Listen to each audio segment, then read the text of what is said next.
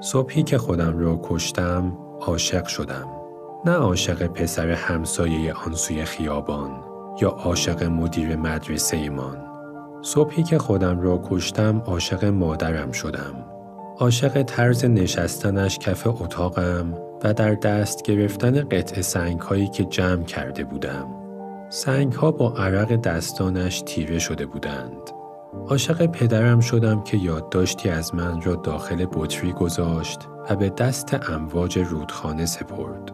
عاشق برادرم که روزگاری به وجود اسب‌های تکشاخ اعتقاد داشت و حالا پشت میز مدرسه اش جام می‌کند باور کند من هنوز زنده‌ام.